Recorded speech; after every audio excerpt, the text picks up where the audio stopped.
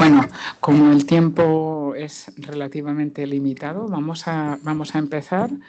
Y nada, pues reiterar la bienvenida. Yo soy Esther Esteban del grupo Juntas Menos Raras, profesora de esta facultad junto con Neus Martínez y Aroa Casado. Y entonces, bueno.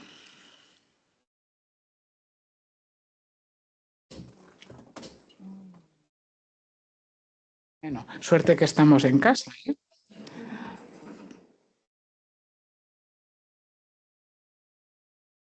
Bueno, se ha quedado colgada la diapositiva, pero como me la sé de memoria, nada, deciros que tenemos una primera parte de esta jornada en la que os presentaremos el proyecto BINEXT. Vale, perfecto. En la que os presentaremos el proyecto BINEXT. Lo presentará nuestra compañera Aroa Casado Rodríguez y después, bajo este gran paraguas del proyecto BINEXT, que estamos presentando ya los primeros resultados, toda esta semana hemos tenido una semana de muestreo intensa dentro del marco del paraguas de BINEXT.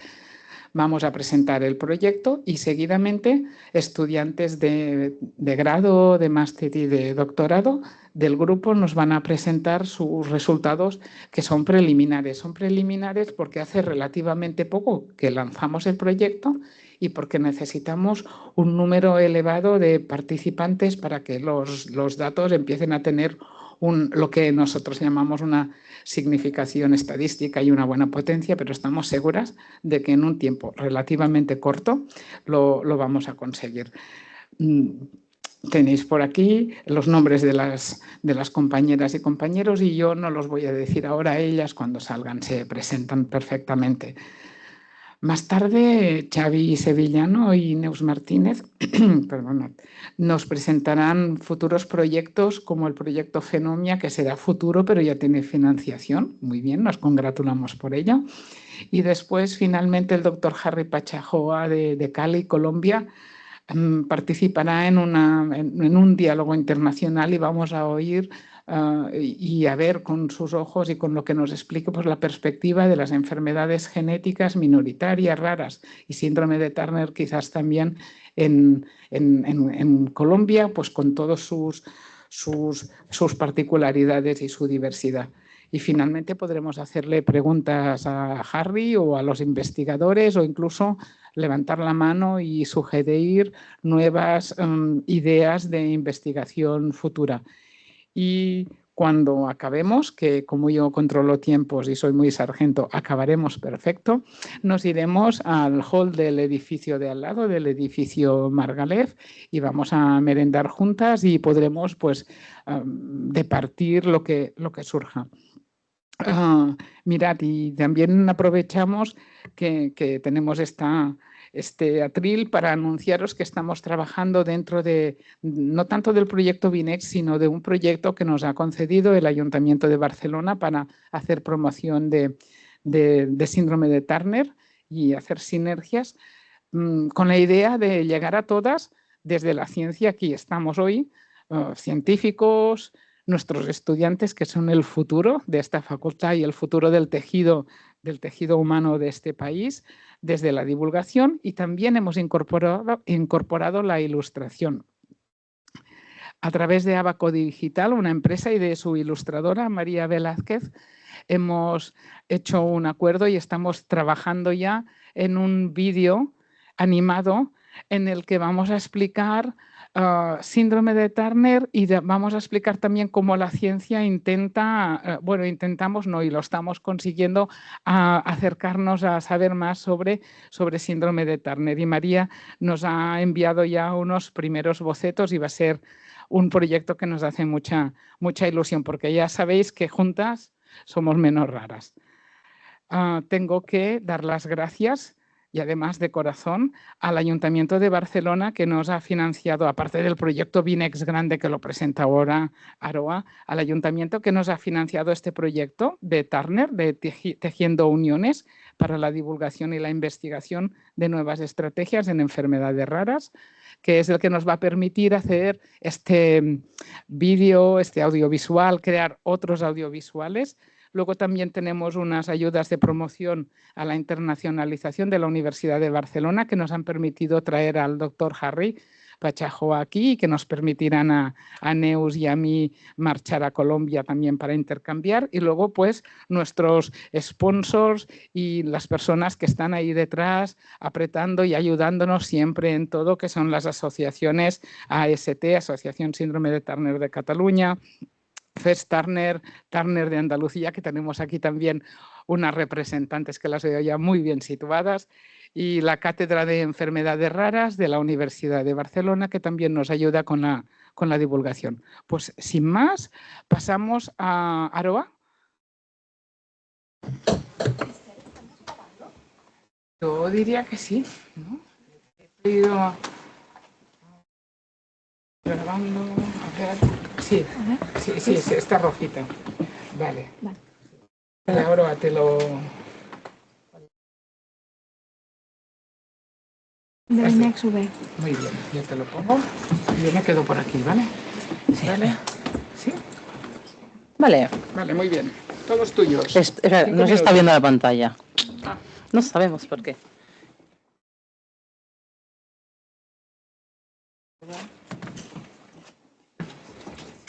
Pero no sabes por qué. Ahí no. Los que estáis online, esperad un momento que estamos conectando. Yo creo que igual ellos sí lo ven. Ah, bueno, también puede ser. La pantalla del ordenador.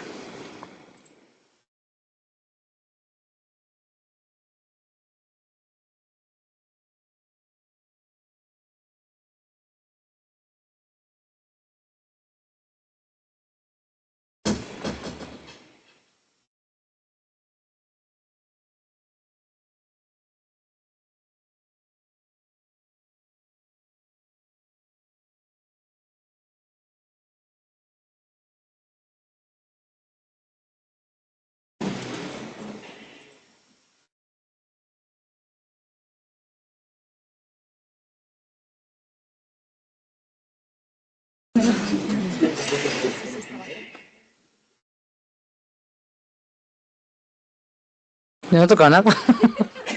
No ha tocado nada. Solo pasó la diapositiva. Uy, ahora me estoy escuchando acoplada. ¿Veis? Ahora se nos oye hablar desde... Ah, porque está Trini. Trini, cierra eso. ¿Veis? Así, está presente Turner de Andalucía conectándose a la vez.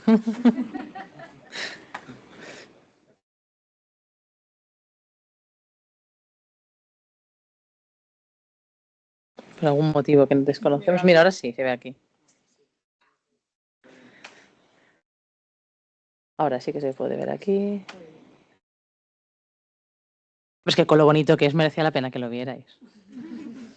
Este es el primero, ¿vale? La presentación será muy breve porque muchos de los que ya están conectados y los que estáis aquí conocéis el proyecto Binext. Binext ahora mismo es el proyecto más grande que existe de síndrome de Turner en estudio, por lo menos en Europa 100% y en el extranjero no hemos sabido encontrar si hay alguno más grande, pero me ha parecido que de momento no hay ninguno. Y fijaros que al final el título es súper largo, pero lo hemos intentado reducir en siglas que queden bien estéticamente, ¿no? ¿Qué hacemos en este proyecto? Estudiar las herramientas diagnósticas y pronósticas de enfermedades raras para biomarcadores, en este caso, que estén alterados, y de aquí nos centramos en el cromosoma X y en la heterogeneidad del síndrome de Turner como representación. Creo que es importante que entendáis que este título es súper largo porque la idea es que el síndrome de Turner sea un síndrome piloto y que primero lo estudiemos a él y que después todo esto se pueda estudiar en otras enfermedades raras. Por eso todas las letras es para explicar un poco la intencionalidad. ¿Qué queremos hacer en este proyecto? Para que lo veáis. Creemos que este dibujo lo refleja súper bien. Hay un parámetro de idioma que está saliendo. ¿Vale? Que fijaros que lo que queremos hacer es pasar desde la ciencia básica a la aplicación clínica. Y os hemos hecho un eje que está en colorines para que veáis arriba la parte de fenómica y genómica y abajo la parte de diagnosis y prognosis. ¿Por qué es importante esto? Porque al final un proyecto tan grande como Binext no se puede hacer solo, hay que hacerlo con un gran equipo. Entonces, nuestro proyecto se estructura en diferentes ejes. Entonces, para que entendáis un poco el concepto, la parte de arriba, la que está en color como más lila, es un poco el eje biológico, donde queremos estudiar lo que es el fenotipo, ¿vale? Lo que sería la forma y la parte genética, la relación de este fenotipo y este genotipo, más desde una perspectiva biológica, biomédica, y la parte de abajo es, vale, una vez tenemos detectado o comprendemos qué es el síndrome de Turner, cómo son estas personas, qué forma tienen, cómo funcionan sus genes, qué interacción hay entre ellos, cómo podemos dar un salto a la aplicación clínica para no quedarnos en las ciencias básicas. Y ahí es donde el superequipo de La Salle, que luego os lo iré explicando, han hecho toda esta parte de cómo hacer algoritmos de diagnóstico y cómo poder jugar con los datos de arriba más los algoritmos de diagnóstico para intentar acercarnos a un pronóstico. Lo entenderéis mejor si veis todo lo que se hace en el proyecto. Fijaros que arriba tenemos puesto lo que se recoge dentro de este proyecto. Recogemos datos faciales, datos corporales, luego lo veréis que hay bastantes cosas, voz, datos clínicos, que es muy importante porque al final todas las personas que vienen a los estudios traen sus historias y toda su vida, por decirlo así, recogida. Recogemos saliva y todo esto también tiene intención de acabarse expandiendo, si puede ser, a tema sanguíneo. Una vez tenemos todos estos datos, los queremos coger y hacer como si fuera una mezcla batidora y que de ahí salgan resultados donde se nos permita caracterizar qué es un Turner. Una chica Turner tiene una cara diferente, tiene una voz distinta, quizás anda diferente. Todas estas cosas nos tienen que ayudar al diagnóstico. ¿Por qué? Porque al final cuando tú vas al médico y tienes una enfermedad rara, lo que hace el médico es explorarte y ver si hay cosas que son características y comparables, no entre, digamos, cada síndrome. Pues todos estos elementos son los que tenemos sospechas en la literatura de que pueden darse en Turner y son los que estamos. Fijaros que una vez se junte todo esto, pasamos, pum, a la otra parte, que es la de desarrollo de prognosis, que es, vale, pues si juntamos todas las variables, hacemos unos algoritmos y vemos unos mapas como los de abajo, quizá las chicas Turner que se nos sitúan de una cierta manera con una cierta clínica tienen un patrón diferente a las que se sitúan de otra manera y con otra clínica. Entonces, si cogemos una Turner nueva y la metemos dentro del algoritmo, ¿dónde va a caer? ¿Va a caer entre este perfil o va a caer entre este perfil? Esa es la idea de lo que os tenéis que imaginar como pronóstico. Al final la ciencia no hace magia. Tú cuando una niña nace no sabes cómo va a estar dentro de 30 años, es algo evidente. Lo que sí que puedes saber es a quién se parece más desde el nacimiento y hacia dónde tiene tendencia de ir. ¿Por qué esto es importante a nivel médico y trasladado a la práctica clínica? Porque si ya vemos que hay un fenotipo, por ejemplo, motor, que se parece a un fenotipo motor que tiene un cierto tipo de patologías o degeneraciones, ya iríamos orientando todo lo que es rehabilitación, etcétera, etcétera, hacia ahí, hacia corregir eso. Y al final tendríamos pues lo que sería un diagnóstico más personalizado. Por supuesto, fijaros arriba los loguitos de los países. Esto lo tenemos que hacer de forma conjunta para integrar todo esto de una forma compleja. Aquí encima hemos intentado pensar, sobre todo desde el sector de ingenieros, que creo que veréis que también es muy clave, que para que ya realmente lo traslademos a la práctica clínica y el día de mañana pues podamos llevar esto a todos los centros, ya veréis que nuestros sistemas que irán presentando son un poco complejos y hay que simplificarlos. Entonces aquí os hemos puesto la aplicación del Binext para que esto no os lo imaginéis como una aplicación tipo jueguecito, sino que la idea es que todo esto tan complejo se acabe integrando en un teléfono móvil y que tú puedas decir, vale, te escaneo la cara con este teléfono, registro la voz con este teléfono, meto los datos clínicos con este teléfono y que todo eso se haga de una forma simple, con el teléfono de, en este caso, la persona del hospital, ¿vale? Del médico que les esté siguiendo y que todo esto les ayude a hacer esta clasificación que os decía.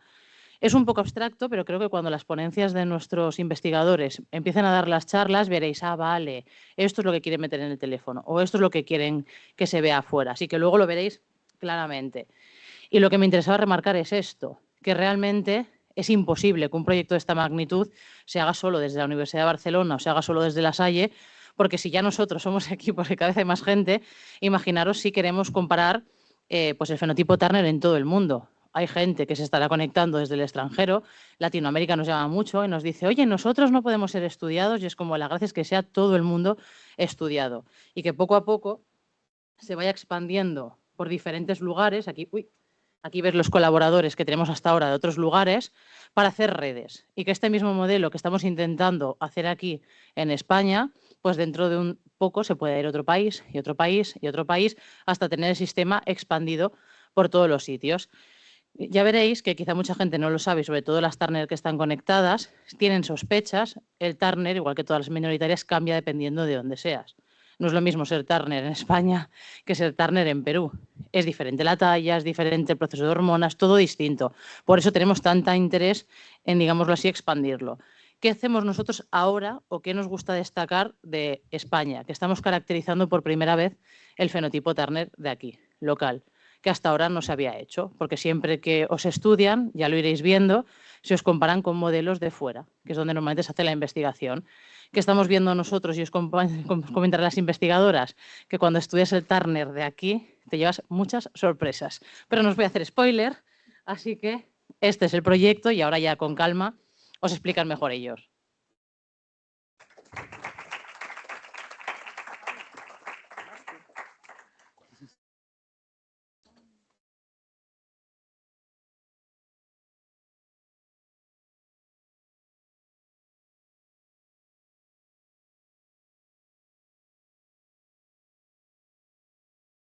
Y nuevas, sí.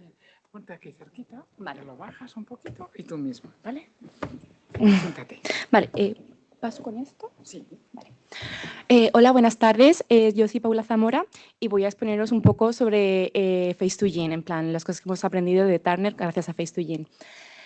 Face2Gene, para poneros en situación, es una herramienta basada en inteligencia artificial que sirve para analizar imágenes faciales con el fin de sugerir posibles diagnósticos genéticos y de esta forma poder utilizarse como una especie de herramienta de cribado preliminar para así poder apoyar el diagnóstico de diversas enfermedades raras. Lo que hicimos nosotras en el estudio fue utilizar un sistema de fotogrametría a partir del cual se pueden obtener modelos 3D a partir de múltiples fotos, pero para Face2Gene únicamente se requieren imágenes frontales, por lo cual yo me encargué de seleccionar una única imagen para cada una de las 45 participantes que diagnosticadas con síndrome de Turner que teníamos en este momento del estudio, teniendo en cuenta que esta foto tenía que ser captada con la cámara frontal y que tenían que presentar una expresión neutra. Después, estas imágenes fueron subidas a la plataforma de Face2Gene y nos encargamos de analizar los resultados teniendo en cuenta que si la Face2Gene sugería el síndrome de Turner tanto como primera opción como entre las 5 primeras opciones, a lo cual denominamos como sensibilidad top 1 y top 5 respectivamente. También nos encargamos de mirar el Gestalt, que se trata de una medida cualitativa de similitud facial entre los casos que analizamos y aquellos rasgos faciales que el algoritmo de Face2Gene considera característicos del síndrome de Turner. Después lo que hicimos fue dividir a las Turners según su grupo de edad y según el tipo de cariotipo que presenten para ver si estos factores influían en el rendimiento diagnóstico de la aplicación. Aquí en los resultados podremos ver que Face2Gene tiene una sensibilidad ilimitada para diagnosticar el síndrome de Turner.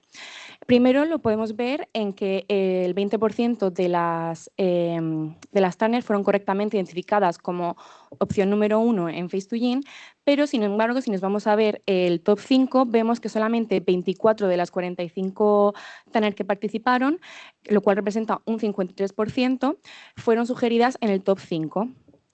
Por otra parte, el nivel promedio de Gestalt fue de 1,95 sobre 7, lo cual indica una baja similitud facial entre los casos que hemos analizado y aquellos que se consideran característicos del síndrome de Turner según el algoritmo de Face2Gene. Entonces, a pesar de que la mitad de los casos fueran correctamente identificados en el top 5, la baja sensibilidad y el bajo nivel de Gestalt nos indican que esta herramienta presenta dificultades para reconocer aquellos fenotipos que sean más sutiles o más atípicos, lo cual resulta crucial debido a la variabilidad fenotípica que presenta este síndrome. Por otra parte, si nos vamos a analizar por subgrupos, vemos que los mejores resultados en el top 1 los presenta las Turner que en la adolescencia, con un 40%, mientras que el grupo de la infancia presentó los mejores resultados en el top 5 con un 85,7%. Esto puede ser debido a que los rasgos faciales típicos de Turner sean más sutiles durante la infancia y se vayan volviendo más pronunciados conforme se llega a la adolescencia. Sin embargo, también vemos que el grupo que presentó un peor rendimiento diagnóstico fue el de los adultos, lo cual se puede deber a la tendencia que tienen los rasgos faciales a ir cambiando con el envejecimiento. Por último, si comparamos según el cariotipo, podemos ver que los casos con mosaicismo presentaron mejores resultados que aquellos con monosomía completa, lo cual fue inesperado debido a que por lo general la literatura asocia unos fenotipos más sutiles a aquellos con mosaicismo. Esto se puede deber a que el algoritmo de Face2Gene haya sido entrenado con casos que no representen toda la variabilidad que existe del síndrome de Turner. Sin embargo, estos resultados se tienen que coger un poco con pinzas debido a que la muestra que aquí teníamos era baja y que no hay representación de todos los subgrupos, por lo tanto, la generalización es limitada. Y por último, y a base de conclusión, podemos ver que, por lo tanto, Face2Gene muestra un rendimiento limitado a la hora de reconocer el síndrome de Turner entre un amplio espectro de enfermedades raras, lo cual enfatiza la necesidad de un entrenamiento más refinado y diverso para que así sea útil como una herramienta complementaria al diagnóstico. Y ya está, muchísimas gracias.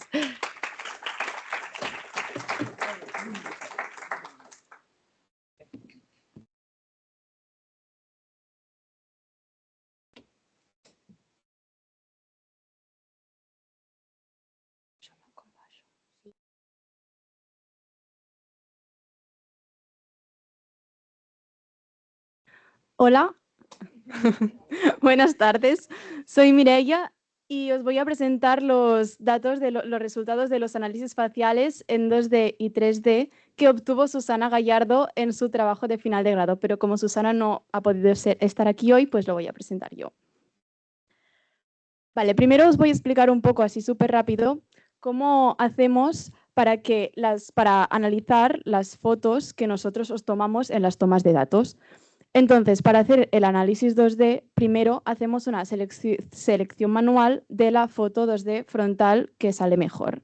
Y entonces, a través de una herramienta con inteligencia artificial que han desarrollado los ingenieros de La Salle, automáticamente detectamos los landmarks, que son estos puntitos rojos de aquí, que es lo que utilizamos para hacer los análisis. Y en el caso de los análisis en 3D, seleccionamos las 10 mejores fotos hechas con la estereofotogrametría, que están hechas al mismo instante. Y entonces también con otra herramienta de inteligencia artificial reconstruimos las caras en 3D, como podéis ver aquí, y también hacemos la detección automática de estos landmarks. Entonces, con estos datos analizamos la variabilidad facial de forma local y de forma global. Ahora lo voy a explicar un poco.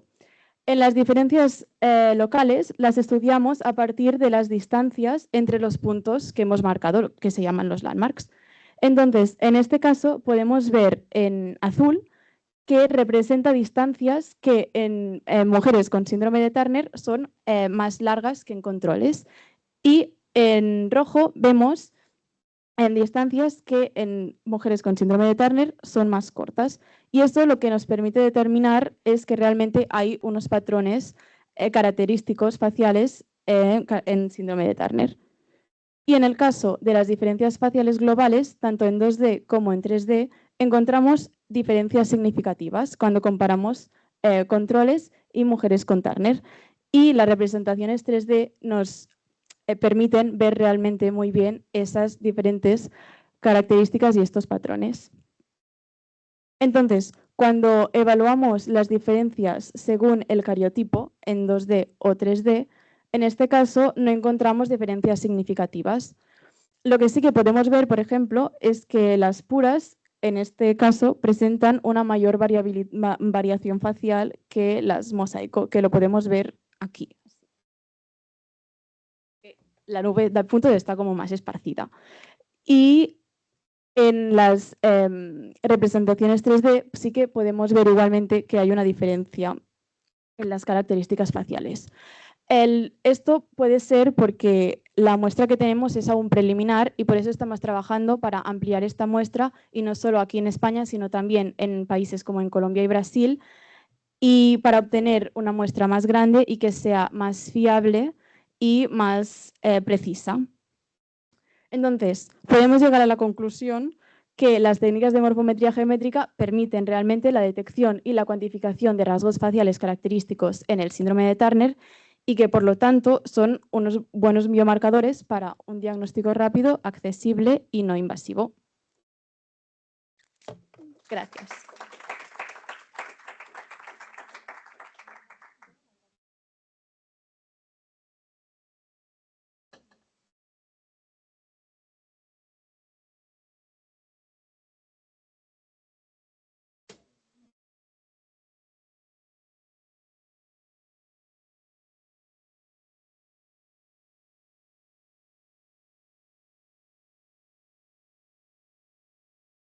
A ver si lo podemos hacer porque yo lo tengo aquí. Y a ver si yo puedo dejar de compartir y yo comparto. Sí, pero luego me vuelves a la pantalla esa, ¿eh? Yo no te toco nada. Luego me devuelves la pantalla, ¿eh? Estos ingenieros. Estos ingenieros que resuelven cosas. Venga, a ver si conseguimos. Bien.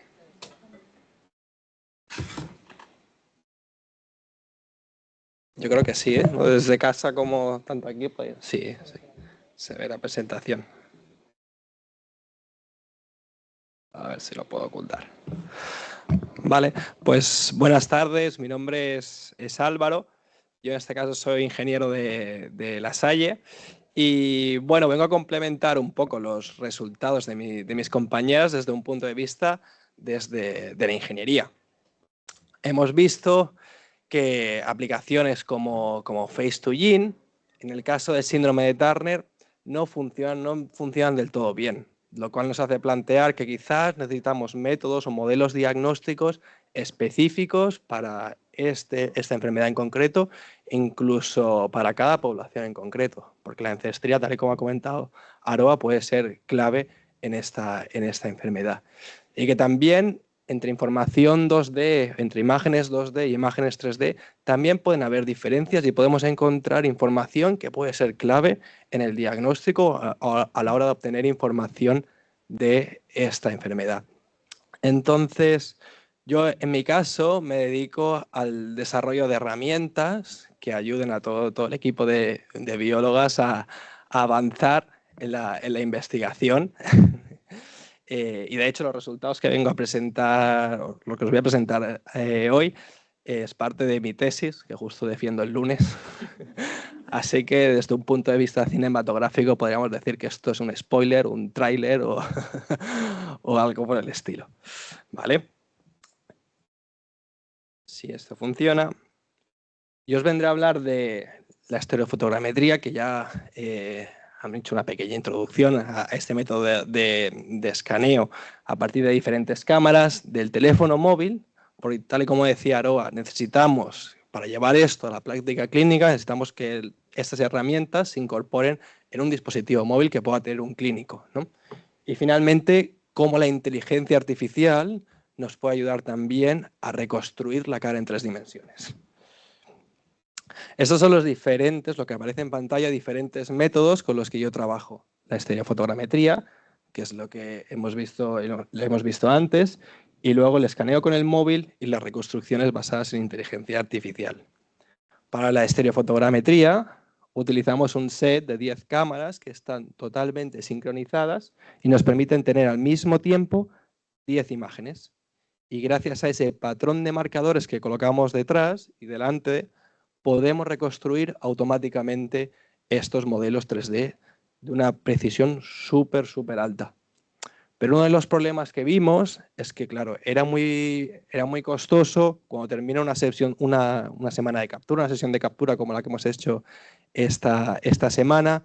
Es necesario coger todas las cámaras, sacar las imágenes, y era un proceso súper costoso. Entonces, desarrollamos 2 herramientas que ya ha presentado Mireia antes, como son Photo Selector y Photo 3D Face, que lo que nos ayuda, y sobre todo a ellas, aquí, a nuestras compañeras biólogas, es a pasar de un proceso que antes era cuestión de meses de trabajo a cuestión prácticamente de días, porque esas herramientas nos ayudan de manera ágil a seleccionar todas las fotos que tenemos que procesar y con Photo 3D Face automáticamente podemos reconstruir esos modelos 3D y colocar esos puntos rojos que decía Mireia sobre la superficie facial que representan la forma de la cara.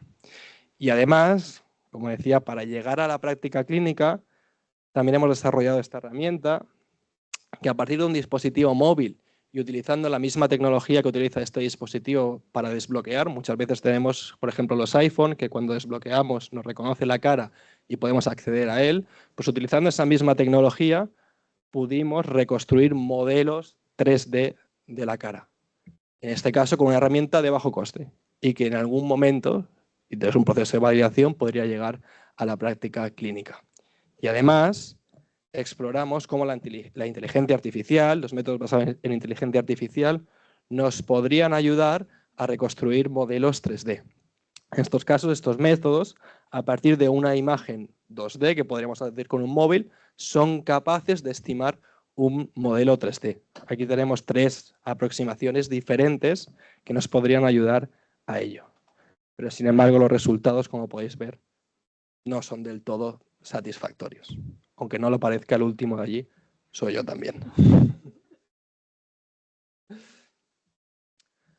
Vamos a analizar la reconstrucción. En esta diapositiva se puede ver la reconstrucción de los diferentes métodos que empleamos. El primero de ellos es el sistema de estereofotogrametría, el que montamos con 10 cámaras. Y como se puede observar, la reconstrucción es de alta calidad, que hasta las arrugas no se nos escapan. Al lado de ella vemos el dispositivo móvil, que empieza a tener una resolución bastante aceptable y las características faciales pues, son bastante similares. Y sin embargo, el resto de métodos, que son los que decimos basados en inteligencia artificial, no funcionan del todo bien.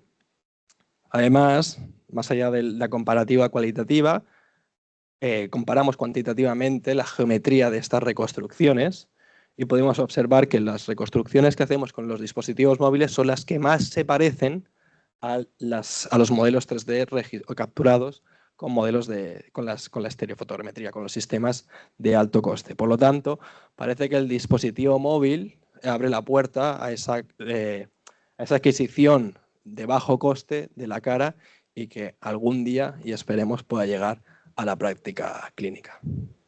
Y hasta aquí mi intervención. Gracias.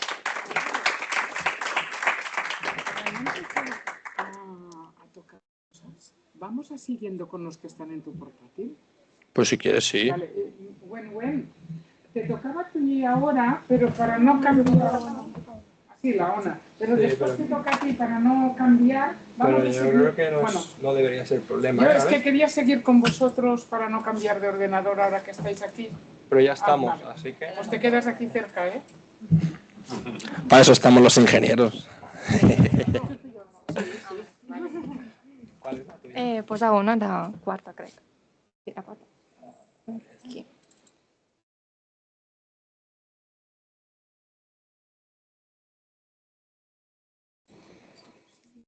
Hola, vale.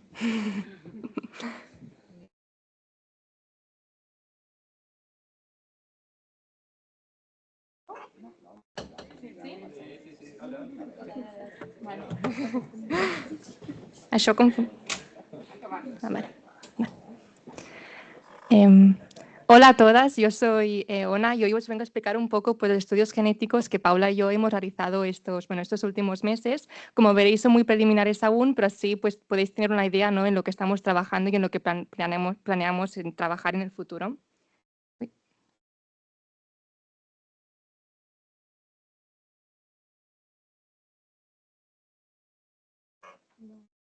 Ahora sí. Vale. Entonces, como ya sabéis, después de haber pasado una semana en la Salle con nuestra gincana, ¿no?, una de las cosas que os pedimos pues, es una muestra de saliva. Después de esta muestra de saliva, nosotros vamos al laboratorio, extraemos el DNA y después lo tenemos que leer, ¿no?, como si fuese un libro de instrucciones con un montón de letras. Y una vez tenemos esto, pues para cada persona miramos su ADN, qué parte viene de África, qué parte viene de Europa, la parte que viene de Asia y la parte que viene de América. Y con esto después obtenemos pues, gráficos como estos que pueden asustar un poco, pero que simplemente nos están enseñando cómo la ancestría genética hace variar la forma de la cara, ¿no? Pero aparte de estudiar la estimar la ancestría genética, también estamos intentando buscar pues, biomarcadores genéticos asociados al síndrome de Turner. Los dos primeros pasos son los mismos y lo que hacemos después es, pues mira, alguna de estas letras, ¿no?, que os comentaba antes, está más presente en el grupo de mujeres diagnosticadas con síndrome de Turner que en el grupo de mujeres control. Y ahora que os he explicado un poco la parte más aburrida, iremos a la parte de resultados, ¿no? Pues para la ancestría genética aún hemos sido muy capaz, bueno, aún no hemos podido analizar la ancestría genética más asociada al síndrome de Turner, pero sí que lo hemos hecho en controles. Y entonces aquí podemos ver, ¿no?, pues los controles brasileños, que son como muy diversos ancestralmente, y después aquí encontramos los controles españoles. Pero lo que importante de esta gráfica, lo que nos cuenta es que, si os fijáis, esta recta de aquí no es plana, sino que tiene un poco de inclinación, ¿no? Y esto nos está explicando pues, que la ancestría genética sí que explica una parte pues, de la forma facial. Y esto lo podemos ver claramente porque si cogemos a una persona de África, una persona de Asia, de Europa y de Latinoamérica, pues podemos ver, ¿no?, que tienen rasgos faciales diferentes. Y si esto pasa en el grupo control, pues también podría pasar en el síndrome de Turner. Es decir, como comentaba un poco antes Aroa, ¿no?, esos rasgos faciales asociados al síndrome de Turner podrían ser diferentes en función de en dónde nos encontramos y del origen pues, de las mujeres. Y por eso es muy importante, ¿no?, pues tener en cuenta toda esta ancestría para que ninguna mujer se quede atrás en toda esta investigación. Vale. Y en este gráfico de aquí, pues aquí en rosita, os podéis ver algunas de vosotras, ¿no?, y formáis como una nube con todos estos puntos azules que serían pues, mujeres control en España. Y esto significa pues, que compartís ancestría pues, con las mujeres control españolas, que era lo que esperábamos, excepto con estos puntos de aquí, que justamente eran mujeres que pues, eran de fuera. Y pues para estudiar los biomarcadores genéticos, al final obtenemos una gráfica como esta, y de momento hemos estudiado pues, del cromosoma 1 al cromosoma 22. El cromosoma X aún no lo hemos investigado, aunque sí que planeamos hacerlo en el futuro. Y para encontrar un biomarcador genético tendríamos que encontrar un punto por encima de esta línea aquí azul. Y como veis, pues no hay ninguno, pero esto ya no lo esperábamos porque era un resultado muy preliminar y teníamos una muestra muy pequeña, pero ahora planeamos pues, añadir todos los datos genéticos que hemos obtenido esta semana y entonces repetir este análisis y así seguro pues, encontraremos seguramente o esperamos una variante genética.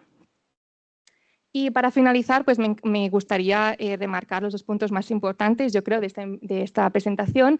El primero, pues la importancia que es estudiar el síndrome de Turner, no solo aquí en España, sino también alrededor del mundo, ¿no?, para que todas las mujeres pues, puedan tener un diagnóstico justo. Y después la importancia de vuestra participación, ¿no? Como habéis visto, pues todos estos resultados y análisis no serían posibles sin vuestra ayuda, así que muchas gracias por confiar en nosotros. Y ya está, si tienes alguna pregunta después en el ¿cómo os digo?, el pica pica o lo que sea, pues ya me explicáis. Muchas gracias. Ahora sí, Wen, me has enviado la presentación, voy a descargarla.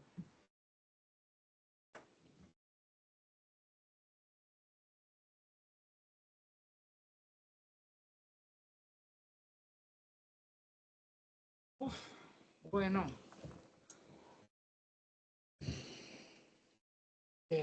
Voy a tener que entrar en el campus virtual y...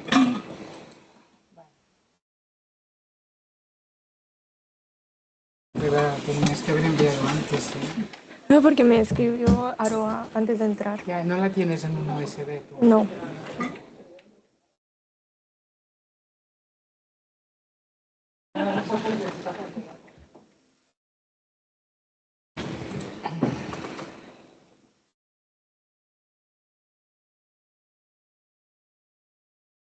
En PDF, ¿eh? Sí, ya te lo pasan en PDF. Vale, bueno, no puede ser, porque desde aquí no puede ser, porque esta mañana ha estado un compañero y le reconoce su...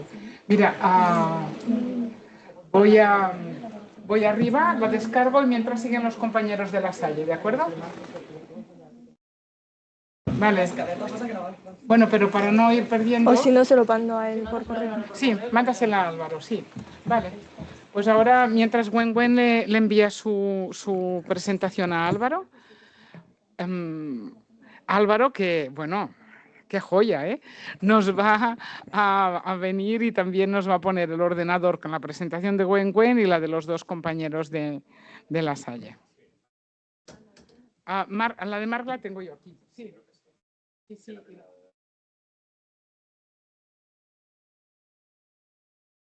Vale.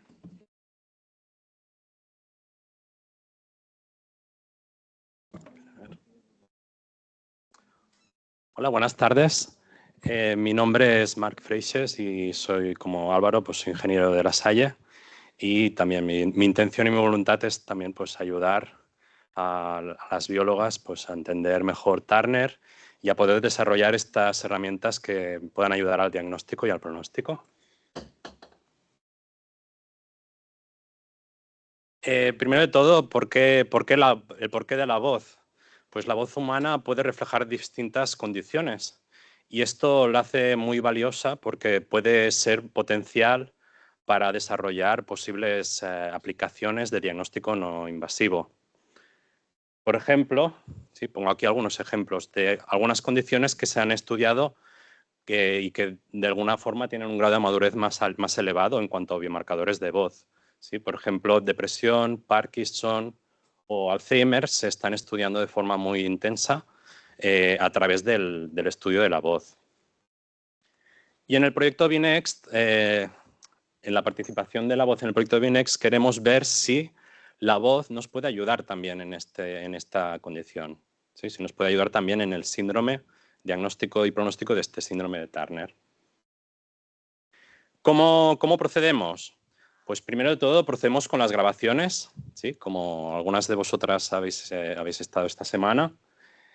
Luego estos datos, estos audios que hemos grabado, los preprocesamos, ¿sí? Los cortamos, etiquetamos, ajustamos los niveles. Mediante librerías extraemos parámetros que de alguna forma definen las características de la voz y estos parámetros los analizamos, ¿sí? O los visualizamos, ¿sí? Con distintas herramientas. Y entonces aquí, por ejemplo, vemos aquí a mi compañero Joan Claudi, ¿sí? Que forma parte del equipo, en el proceso de grabación, ¿sí? De esta semana. ¿Sí? Aquí podemos ver pues, con distintos equipos, micrófonos. ¿Sí? ¿Y qué hacemos? Pues distintas tareas que cubran distintos aspectos de la voz, ¿sí? Desde vocales sostenidas, lectura de frases o textos, descripción de imágenes, habla espontánea, ¿sí? Conversación. Lo grabamos todo con dispositivo móvil porque, como hemos dicho, es nuestro objetivo en un futuro poder desarrollar una herramienta low cost, de bajo coste. Y también grabamos con micrófonos, ¿sí? Para tener el audio en mayor calidad. De momento tenemos, a nivel de España, tenemos de 10 Control, 17 Turner. Y en la campaña que hicimos en Brasil conseguimos pues, 76 controles y 32 Turner. Y es en los resultados que os presentaré a continuación corresponden a esta campaña de Brasil. Sí, porque bueno, de momento tenemos más datos, pero evidentemente el estudio lo ampliaremos incluyendo todos los datos y los que vengan. ¿Y cómo extraemos parámetros y sobre todo cómo los analizamos? Pues en estos resultados preliminares hemos seguido el procedimiento propuesto en este trabajo. Sí, es un trabajo que ¿qué es lo que propone? Propone calcular intervalos de referencia. ¿Sí? De algún modo, como las analíticas de sangre, ¿no? Que cuando vemos los resultados de la analítica de sangre nos dicen cada parámetro entre qué valor y qué valor tiene que estar. Bueno, de alguna forma sería el equivalente, pero en la voz. ¿Y cómo construimos o cómo obtenemos estos intervalos de referencia? A partir del análisis de un corpus de referencia, ¿sí? Que contiene contiene grabaciones de muchas personas distintas. ¿Sí? En este caso, este corpus de referencia contiene grabaciones de 876 mujeres. Pequeño inconveniente, está en inglés. ¿Sí? Entonces, ¿qué hemos hecho? De momento hemos analizado de todas estas tareas que os comentaba, hemos analizado las vocales, ¿sí? Para evitar el tema lingüístico, de alguna forma, poder comparar. Entonces, ¿qué tenemos aquí? ¿A qué corresponde esta gráfica? Bueno, aquí vemos los intervalos de referencia. Os cuento. Alrededor de este círculo, ¿sí? ¿Veis estos numeritos? Cada número de estos corresponde a una característica distinta que hemos extraído de la voz. Y el radio, ¿sí? En el radio de estas circunferencias es el que nos indica si tenemos un valor bajo o un valor alto.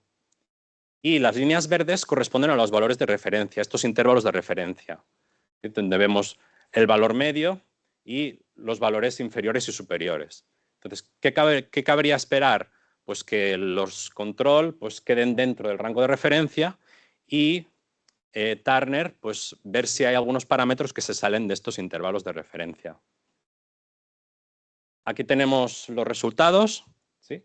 Tenemos a la izquierda las mujeres control, ¿sí? Donde vemos pues, que bueno, mayormente caen dentro de los intervalos de referencia, aunque hay algunos parámetros que se salen. Luego comentaré porque bueno, alguna hipótesis que tenemos al respecto. Y síndrome de Turner, pues os voy a marcar las zonas, sí, porque así a simple vista cuesta a lo mejor de ver. En estas zonas hemos observado que las mujeres con síndrome de Turner salen más de estos intervalos de referencia, ¿sí? En estos dos parámetros, por ejemplo, en este y en este otro, ¿sí? Si vamos a mirar a qué corresponden estas características, vemos estos tres parámetros que están relacionados con el tono, si la voz es más aguda o más grave. Luego vemos estas que están relacionadas con la forma del tracto vocal, ¿sí? Con la posición de los formantes, que de alguna manera está relacionada con esto, con la forma del tracto vocal, la posición de la lengua, del paladar. Y finalmente este parámetro que nos viene dado por la amplitud o que está relacionado con la amplitud de la voz. ¿Cómo podemos interpretar estos resultados? Bueno, a nivel de tono, ¿qué vemos? Observamos un patrón de voz más agudo, ¿sí? A nivel de tracto vocal, vemos que el primer formante, que está relacionado con la posición de la lengua, tiene una mayor inestabilidad, ¿sí? Y a nivel de amplitud también observamos un poco este fenómeno de mayor inestabilidad, ¿sí? Que la amplitud no es tan estable. Entonces, como conclusiones, podríamos decir que bueno, hemos analizado, como primer trabajo preliminar, hemos analizado las vocales respecto a este corpus de referencia. Hemos visto que algunas características, ¿sí? Las que comentábamos, presentan un mayor porcentaje de mujeres Turner fuera de los intervalos de referencia. Estos podrían ser potenciales biomarcadores de voz. Líneas de futuro o otras conclusiones. Es fundamental la participación de mujeres Turner para poder seguir aumentando el tamaño de la muestra. Y como siguientes pasos, procesar y analizar el resto de tareas que hemos estado grabando. Y bien, hasta aquí mi intervención. Muchas gracias.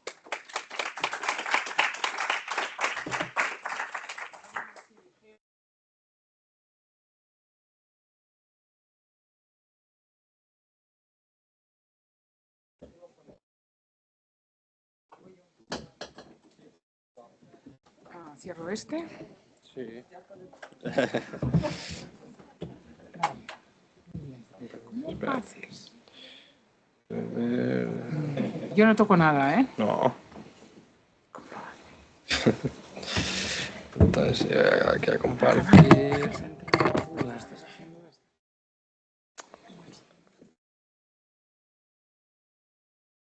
Ese funciona. Yo creo que si le das, Vale. funciona. Puedo bajar el micro si quiere. Vale. Yo soy Wen y soy una odontóloga graduada en la Universidad de Barcelona y hoy os traigo la caracterización de fenotipo oral y craneofacial del síndrome de Turner. Es unos resultados preliminares.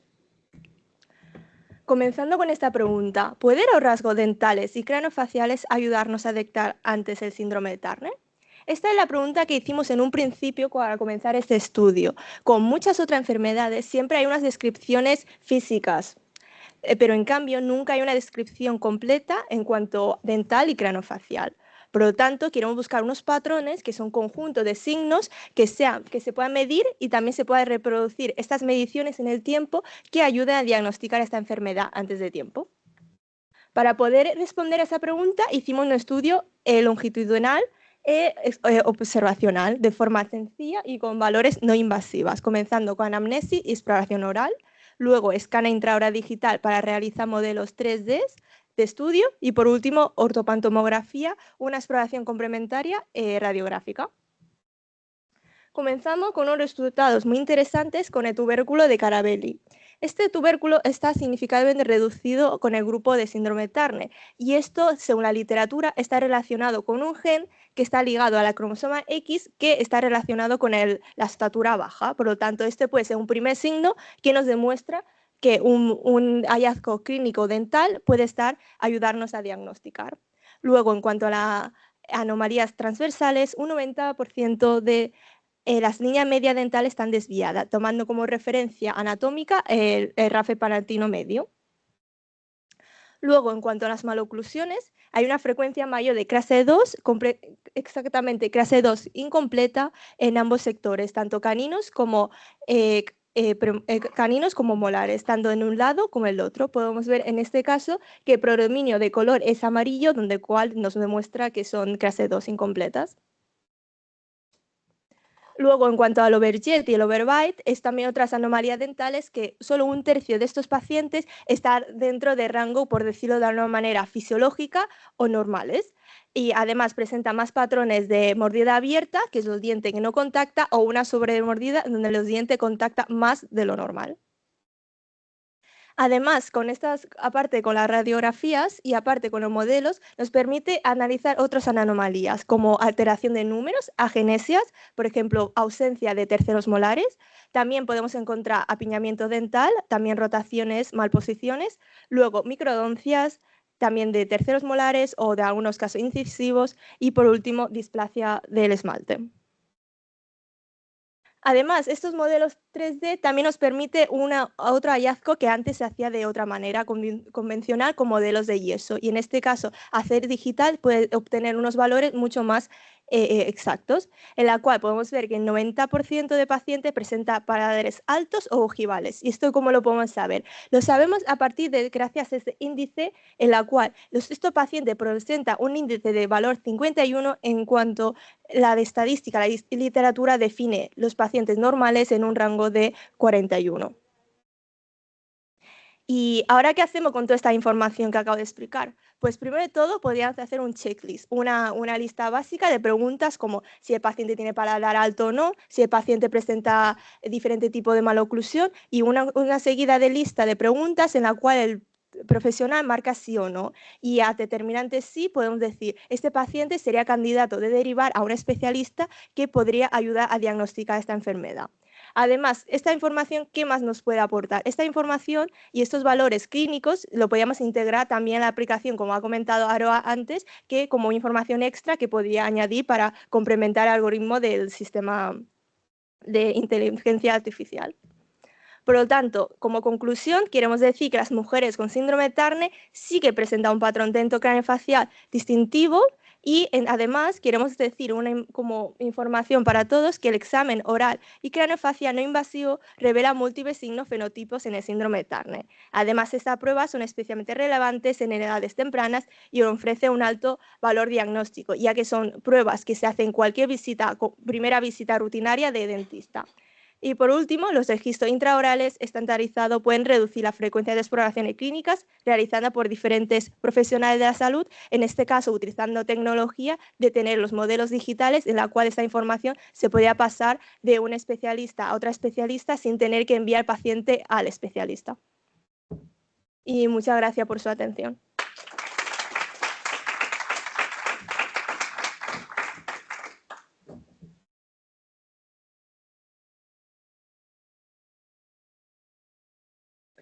Listo. Sí.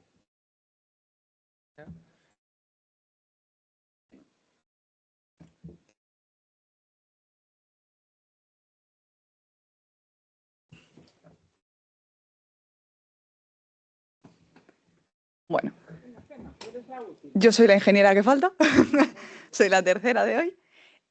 Bueno, en este caso yo os vengo a hablar del análisis que hemos hecho del movimiento. ¿Qué movimiento? Uno que hacemos cada día, muchas veces, andar, ¿no? ¿Y por qué andar? ¿Por qué analizamos el movimiento? Hay muchos estudios que presentan alteraciones en el esqueleto en la síndrome de Turner. ¿Qué sucede? Que esto está en estático, pero ¿cómo nos movemos? ¿Cómo se mueven? ¿Hay un patrón? Vamos a verlo. Si el PowerPoint quiere. Bueno, ¿cómo vamos a hacer esto? ¿No? Aquí tengo un poco el... ¿Qué vamos a explicar? ¿Cómo vamos a hacer esto? ¿Habéis visto la película de Avatar? Creo que todas las que habéis venido esta semana, esta frase nos la habéis oído y mis compañeras se están riendo por eso. Bueno, esta tecnología es la que estamos utilizando nosotros. ¿Cómo? Los llevamos al Media Lab. En el Media Lab tenemos las cámaras de captura, que son estas 10 cámaras, las tenemos en el techo. Nos permiten enfocar toda la zona del suelo. Por lo tanto, podemos ver cómo camina una persona. Podéis ver aquí abajo mi compañera haciendo una sentadilla, porque aparte de caminar, también nos hemos hecho hacer varias actividades. Esta semana hemos convalidado el gimnasio. ¿Cómo lo hemos hecho? Os hemos puesto 39 marcadores, que no son más que unas bolitas reflectantes que las cámaras capturan. Y nos muestran este fantástico esqueleto. ¿Qué información nos da? Bueno, luego os enseñaré unas gráficas buenísimas, pero yo os las explico. ¿Qué sucede? Nos dan 3 planos, los 3 ejes. Nos dan la información en axial, coronal y sagital, que es la división que tenemos aquí con los dibujos. Y esto nos lo da en formato gráfica. Podéis ver en color gris y negro las control. El negro sería la media y el gris lo que nos desviamos de esa media. Estas son las pacientes y está utilizado con todas las controles de esta semana. Hemos utilizado los datos de esta semana. Tenemos 7 controles y 14 Turner. Arriba vemos el color verde que está referenciado a nuestra derecha. Es la parte derecha de nuestro cuerpo. Y abajo tenemos el color, en color rojo la parte izquierda del cuerpo. Como podéis ver, se muestran bastantes diferencias, ¿no? Es decir, podemos ver claramente que hay una diferencia. ¿Y qué quieren decir estas diferencias? Podéis ver que hemos analizado también todo el cuerpo. Es decir, son bastantes, las tenemos ahí puestas las gráficas. Y hay algunas más, pero por espacio tampoco nos cabían. ¿Qué sucede? Que lo que hemos descubierto, y aquí nos han ayudado, por supuesto, las especialistas del tema, porque de ingeniería sí, pero llegamos hasta donde llegamos y para eso colaboramos, que es lo más importante. Entonces, hemos visto que los dos hemicuerpos no se mueven de forma coordinada. Es decir, nuestra parte derecha del cuerpo y nuestra parte izquierda del cuerpo se mueve de forma distinta. ¿Cómo? La parte derecha del cuerpo se muestra mucho más rígida y tiene una movilidad reducida. Por lo tanto, la izquierda se presenta más móvil y compensa la estabilidad con la derecha. Una de las cosas que se ha podido observar es el centro de gravedad. El centro de gravedad, cuando nosotros nos mantenemos rectos y estáticos, caería justo debajo en el medio. En este caso está balanceado hacia la derecha. Y eso lo podemos ver que en todas las Turner se ha podido ver durante el día, durante esta semana de toma de datos. Asumimos que esto son estrategias compensatorias. Esto, obviamente, ahora mismo tenemos una muestra muy pequeña y en un futuro esperamos poder ampliarla muchísimo más. Muchas gracias. Álvaro.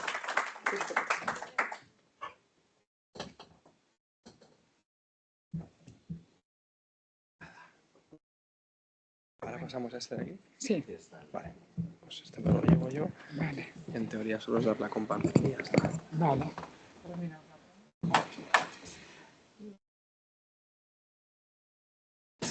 ¿Quién es? Genomia UV. Ahí, sí, la tercera para el final. Vale. Es veu en el... Sí. Vale, sí. Sí? Sí, suposo que es veu. Vale.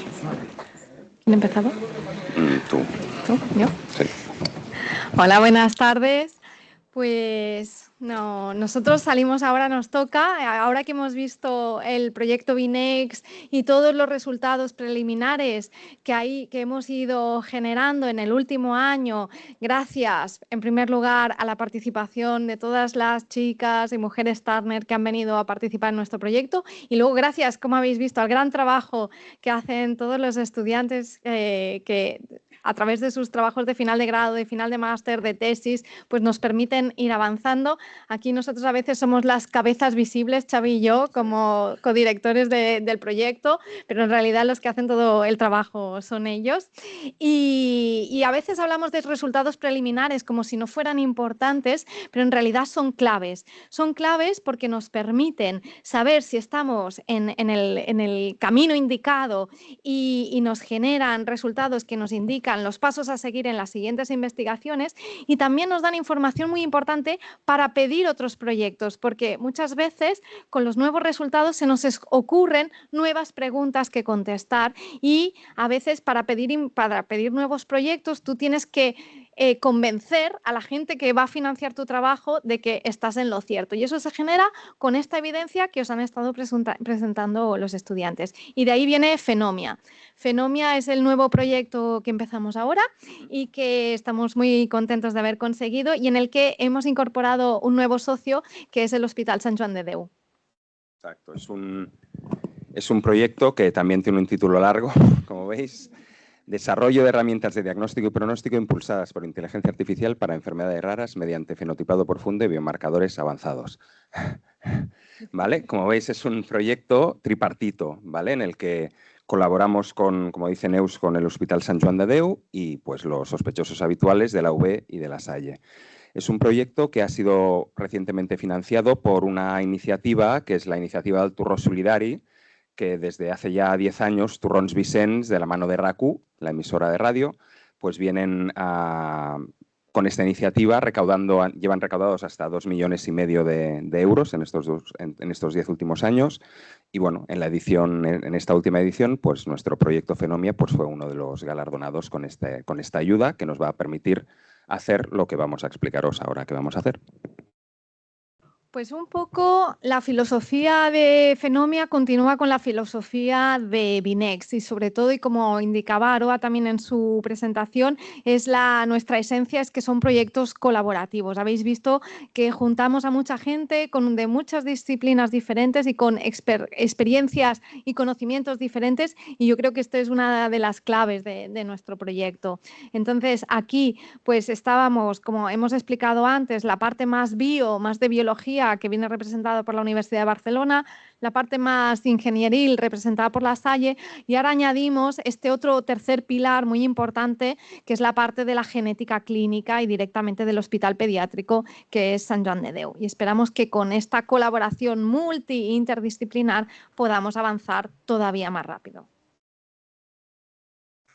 Entonces, en Fenomia lo que hacemos es abrir un poco el abanico de síndromes que estudiamos, ¿vale? En Binext nos hemos limitado al síndrome de Turner, pero ya hemos dicho que como modelo, y entonces lo que hacemos en Fenomia es, bueno, pues estudiar otros síndromes del espectro de Turner, síndromes que tienen cierto parecido, cierto solapamiento a nivel clínico y también de morfología craneofacial, ¿vale? Y los síndromes que entran en juego en este proyecto Fenomia pues son estos 10 que tenéis aquí, aparte de Turner, que sigue estando en el portfolio de síndromes que estudiaremos, pues tenemos todos esos de aquí, KBG, Noonan, X frágil, 22q11, Smith-Magenis, Williams, Kabuki, cardiofacio cutáneo y Cornelia de Lang, ¿vale? Entonces la idea es pues ampliar este espectro de síndromes y ver si somos capaces de continuar en la línea de desarrollar herramientas diagnósticas y pronósticas que nos permitan dar un paso más allá del síndrome de Turner.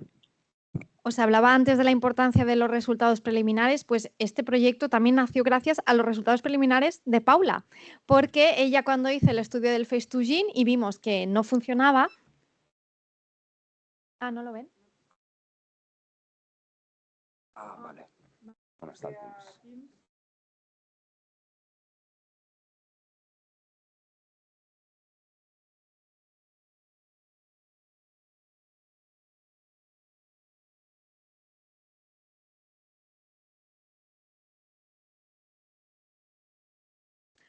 Bueno, disculpar, si no, eso ya volveremos a grabar nuestro dúo Pimpinela. Entonces, les decía, los resultados de Paula fueron muy importantes aquí, porque ella nos decía, ostras, Face2Gene, que es la herramienta que utilizan los médicos en sus consultas, no está funcionando. Entonces le preguntamos, ¿pero con quién se equivoca? ¿Con qué síndromes los está confundiendo? Y ella nos dio esta lista, que era lo que nos llevó a proponer este nuevo proyecto. Y el objetivo, pues como decíamos, es, igual que Binex, combinar biomarcadores faciales, motores, clínicos y genéticos para mejorar la predicción de la evolución clínica de estos síndromes e intentar avanzar entre todos hacia una medicina personalizada. Y el objetivo final también es reducir las pruebas innecesarias y optimizar los recursos. Las personas que convivís con enfermedades raras sabéis esta odisea, no solo la diagnóstica, sino la de tratamiento, de estar siempre yendo de un médico a otro, explicando siempre lo mismo, etcétera, y repitiendo y a veces no encontrando las respuestas que buscamos. Entonces, el objetivo que nos planteamos en este proyecto es, pues bueno, reclutar pacientes pediátricos, ya que nuestro partner clínico es Sant Joan de Déu, que tengan diagnóstico molecular de alguno de estos síndromes, también a reclutar controles sanos para poder hacer siempre la comparativa entre pacientes y controles. Y nuestro objetivo es, pues, recopilar una muestra de unos 300 individuos, como veis aquí, pues 100 pacientes, 100 controles, 100 progenitores de los pacientes, utilizando también y aprovechando toda la base previa que tenemos recopilada de proyectos anteriores, no solo de Binex, pero que estamos hablando de datos de hasta más de 700 individuos. Es decir, comenzamos a tener ya una base de datos bastante importante y rica. En ese sentido, es una de nuestras bazas. Bueno, aquí veis exactamente el mismo esquema que planteaba Aroa antes, en el que combinamos todos estos biomarcadores y la idea es pasarlo por la coctelera y que esto, utilizando también todas las herramientas de inteligencia artificial, que ya sé que a Xavi no le gusta, pero vamos a decir machine learning, que queda mejor, que es más esto, para intentar eso, mejorar el pronóstico y el diagnóstico. Y un poco el horizonte final de Fenomia es el mismo que el de Binext. Es decir, todas estas herramientas, toda esta tecnología que nos ayuda a diagnosticar y a pronosticar, que la podamos incrustar o compactar en una herramienta de uso clínico en forma de app, ¿vale? Que de algún modo nos permita alimentar todos estos modelos de inteligencia artificial que nos permitan diagnosticar y pronosticar o sugerir un diagnóstico y sugerir un pronóstico al especialista clínico, que evidentemente siempre es el que tiene la última palabra. La tecnología solo es una ayuda, un soporte, pero creemos que puede ser de mucha ayuda. Pues ya está. Muchas gracias. Muchas gracias. Ya estamos todos, ¿no? Ahora ya falta Harry, sí. Sí, yo me voy a tener que ir a... Vale, pues bueno, pues ¿puedo presentar a Harry? Sí, me hace mucha ilusión. Y me parece que la presentación la va a compartir Álvaro, ¿no? ¿La de Harry? No, ¿lo tiene? Bueno, a mí me hace mucha ilusión hoy que tener como invitado a esta jornada al doctor Harry Pachajoa. Nuestra colaboración pues empezó en el 2021, también gracias a un estudiante que compartíamos, que vino aquí a hacer el máster en Barcelona, no sé si Luis está por aquí. Y entonces Luis había hecho su trabajo de final de grado con Harry, empezamos a trabajar con síndrome de Down y él me dijo, ostras, yo estaba trabajando en Colombia con un doctor que es el director del Centro de Anomalías Congénitas y de Enfermedades Raras en Cali, en Colombia, y nos pusimos en contacto con él y bueno, empezamos a colaborar desde el minuto 1 y hemos realizado varias campañas ya en Colombia y parte de los datos que tenemos pues también vienen de Colombia y Harry pues desde el inicio ha sido un partner esencial en el proyecto. Y ha sido una gran oportunidad poderlo traer a Barcelona y que él también nos traiga otra perspectiva. Nosotros tendemos a tener nuestra idea de las enfermedades, la situación de las enfermedades raras aquí en Europa, pero que ahora veremos que a lo mejor fuera de aquí, de nuestra casa, la situación es diferente y que nos comparta su conocimiento también. Entonces, a ver, cuando arreglemos los detalles técnicos de conexión. ¿Si dejo de compartir o cómo hago?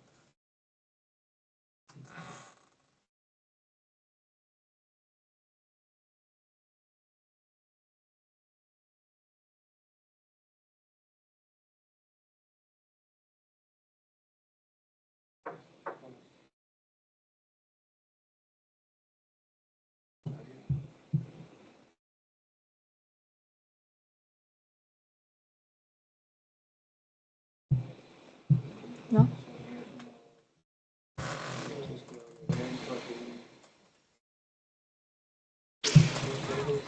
También comentar que estamos muy contentos de cómo ha ido esta semana la toma de datos. Ha sido muy intensa para todos, para las personas que habéis venido a participar y que habéis estado unas cuantas horas haciendo todas las pruebas, porque es fácil decirlo aquí sobre el papel, las pruebas motoras, las faciales, etcétera, pero esto quiere decir que cada participante ha estado unas cuantas horas allí, pero bueno, yo creo que entre todos nos lo hemos pasado bien y hemos trabajado mucho, pero también vale la pena, la comentábamos con Xavi, que cuando lo ves todo junto en una presentación, como que es un orgullo, ¿no? De decir, ostras, estamos trabajando mucho, están saliendo muchos resultados y que son realmente prometedores, porque cada uno de los biomarcadores que estamos investigando están dando señales positivas y señales prometedoras de que pueden funcionar. Entonces, cuando tengamos muchos datos y de muchas Turners y toda la información recopilada, yo creo que va a tener un potencial brutal y esperemos que eso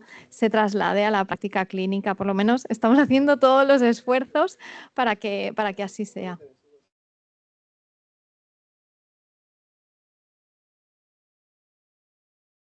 ¿Cómo lo hacemos al final? Sí, le voy a pasar el computador ¿De Álvaro? Si quieres yo comienzo, ya estoy acostumbrado a este tipo de situaciones. Vamos.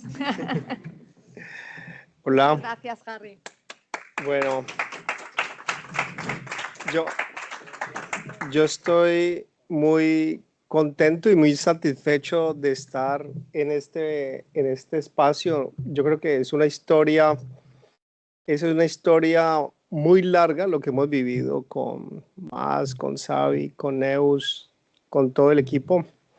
En estos días, principalmente he aprendido de síndrome de Turner y especialmente he aprendido de que las vivencias que tienen ustedes como pacientes en España, donde se supone un país más desarrollado que el de Colombia, también se vive, ¿cierto? Y yo creo que este tipo de alianzas o este tipo de eventos permiten llegar a los pacientes, que realmente es nuestra razón de ser, ¿no?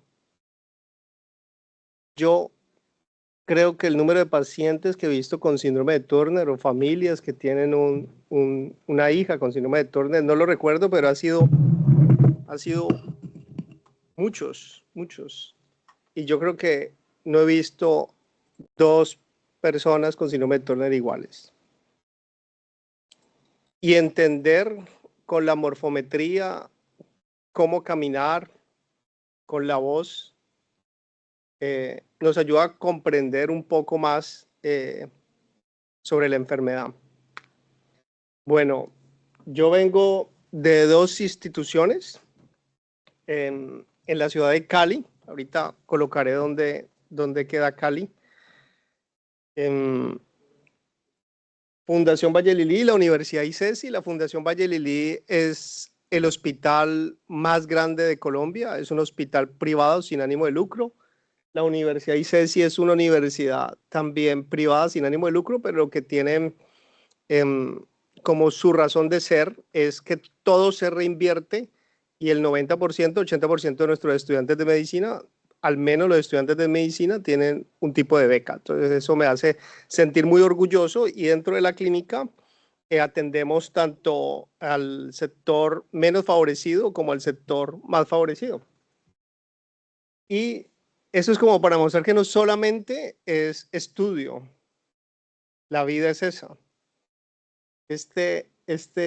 No recuerdo el nombre del sitio, era Embrujo Andino, en la ciudad de Pasto, que es en la región sur, donde el componente indígena es bastante importante. Y en este tipo de reuniones también, ahorita con el pica pica, que no sabía ese término, probablemente saldrán muchas más ideas. Estas son mis 2 instituciones, son instituciones grandes. Nosotros, todos los programas de posgrado se cobran, posgrados clínicos, excepto en nuestra institución. Es decir, hacer la especialización cuesta generalmente 7.000 euros al semestre. Nosotros becamos a nuestros estudiantes para que puedan atender. Especialmente, por ejemplo, tenemos becas para especialización en genética médica. Bueno, esta es Colombia.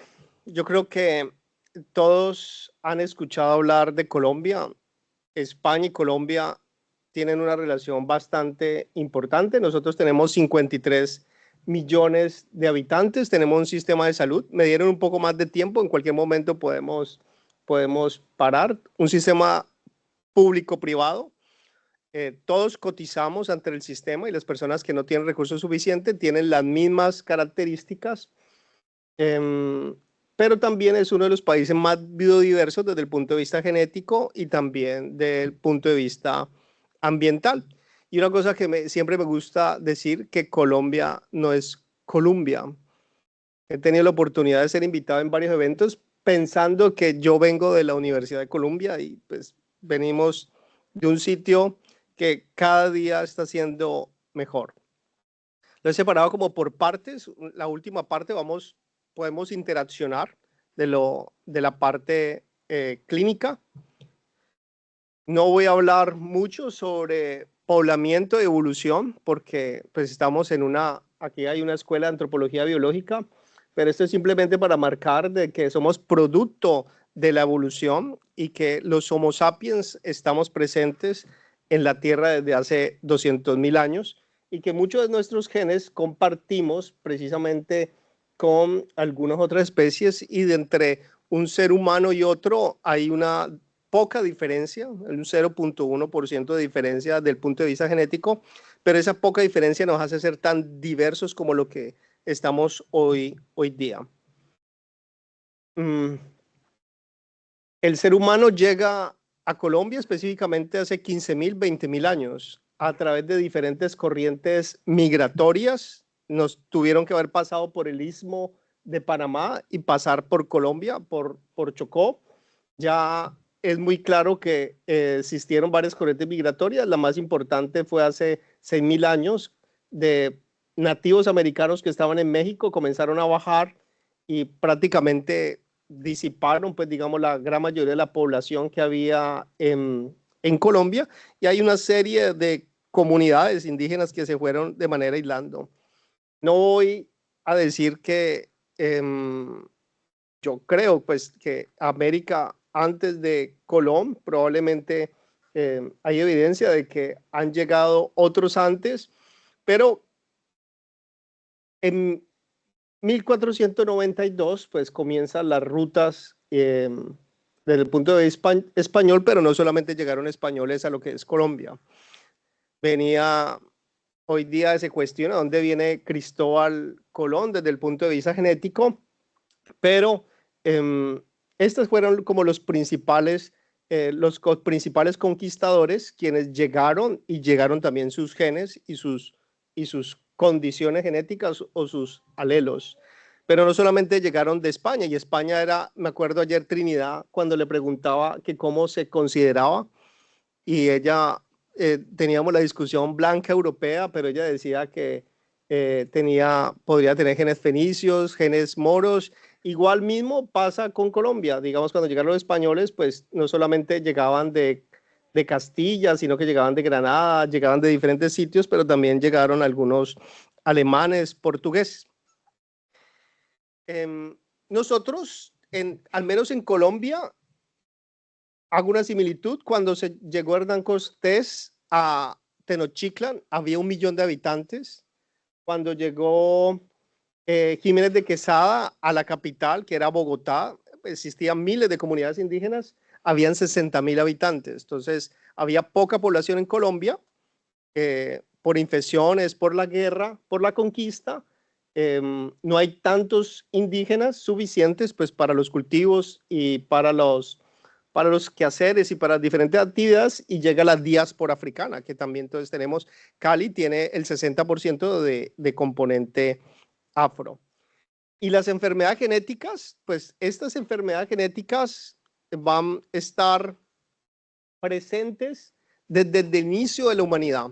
desde el inicio de la humanidad. Estas son representaciones cerámicas de personas con enfermedades genéticas desde hace 2000 años, 600 años. Estas, las que vemos aquí, son de cultura tomaco-tolita en la costa pacífica colombiana.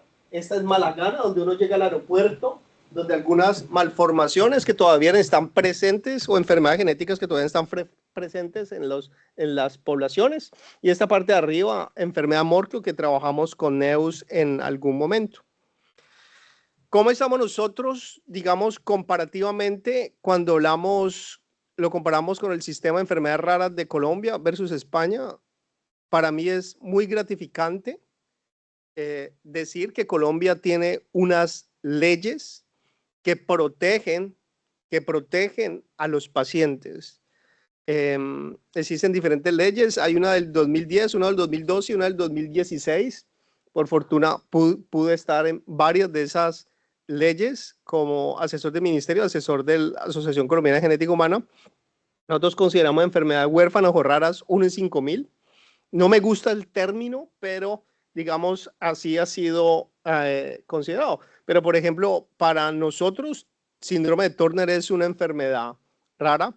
Y cuando digo que tiene una enfermedad rara, tiene algunos beneficios desde el punto de vista que tienes prioridad en la atención, prioridad ante los subsidios. Se supone teóricamente que tienes un grupo médico que te sigue en el tiempo.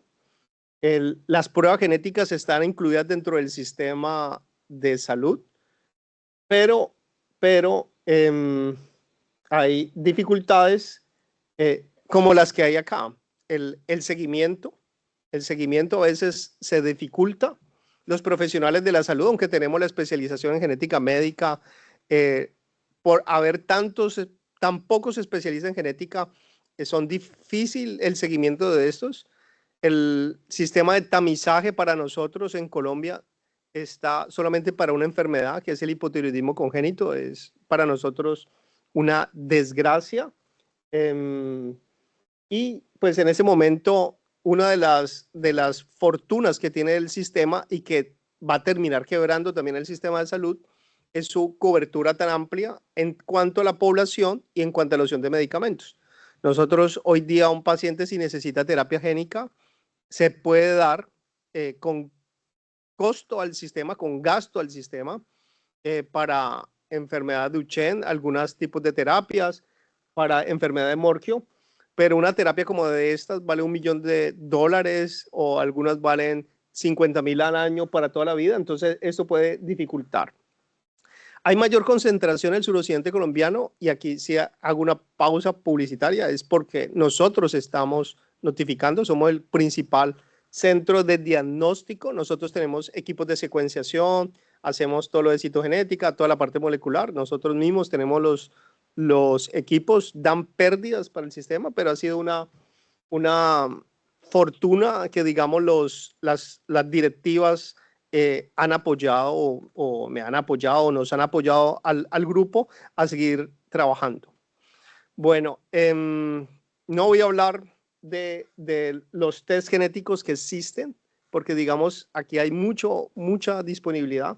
Yo aprendí, yo creo que la gran mayoría lo aprendí en el Hospital de la Paz en Madrid con el grupo de Pablo Lapuncini a través de su grupo del CiberAir, pero digamos tenemos esta disponibilidad, pero lamentablemente una de las dificultades que estamos teniendo es dónde almacenar la información genética, especialmente de secuenciación de genomas.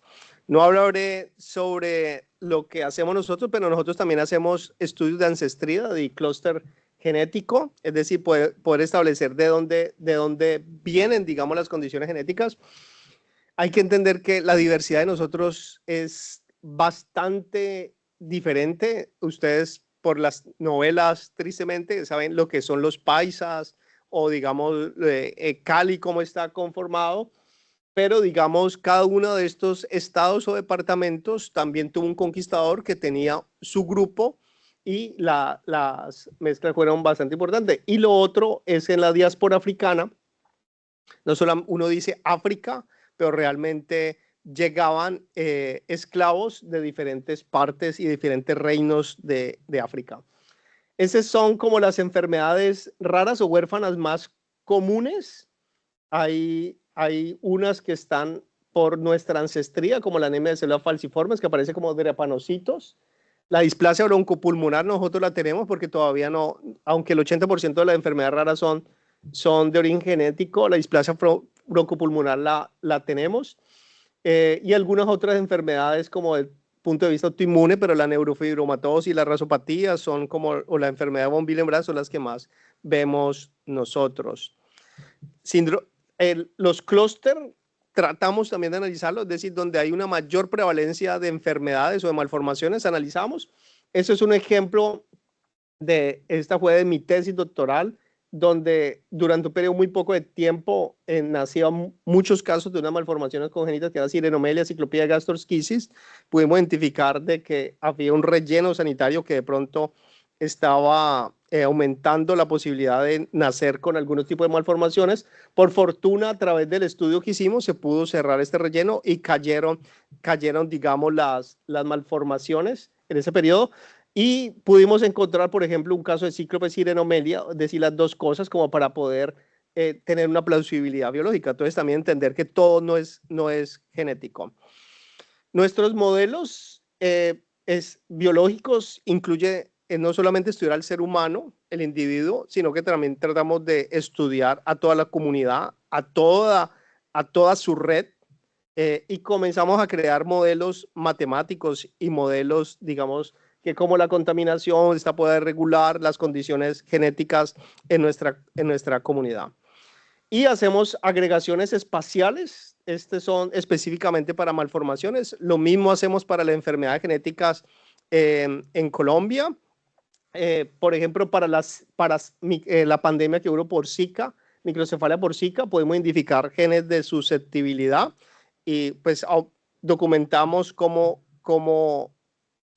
se ha presentado a través de diferentes tecnologías, pero lo importante es que a través de estas metodologías que ustedes vieron es integrar a la parte clínica, a la parte genómica. O sea, yo lo llamo como una dimorfología molecular o una dimorfología tridimensional.